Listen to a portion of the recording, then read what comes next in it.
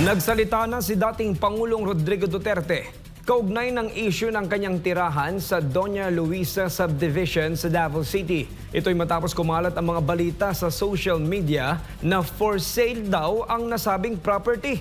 Narito ang ulat ni MJ Mondihar. Naging laman ng usapan sa social media ang larawan ng bahay na ito na may berdeng gate na may karatulang for sale. Ang bahay na yan ang matagal ng tahanan ni dating Pangulong Rodrigo Duterte sa Doña Luisa Subdivision sa Davao City. Maraming netizens ang naghayag ng panghihinayang lalo na't humaharap si Duterte sa kasong Crimes Against Humanity sa International Criminal Court at pansamantalang nasa kustudiya ng ICC ang dating Pangulo. Ayon sa panganay niyang anak na si Congressman Paulo Duterte, nalaman na ni FPRD ang issue kahit nasa kustudiya ng ICC.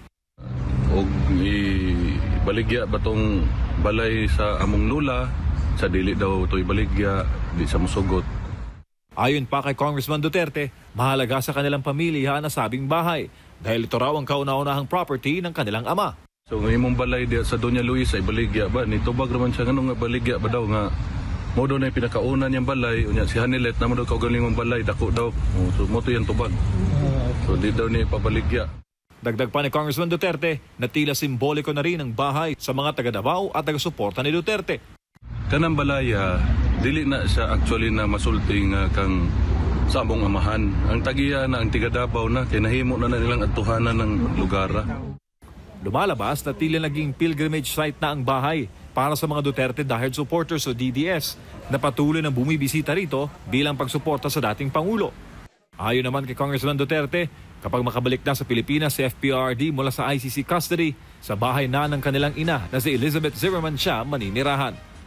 Si mama namo ni sulti gyud nga og pohon og kaluyan sa Ginoo makagawa siya, dito na siya papuyon sa balay namo.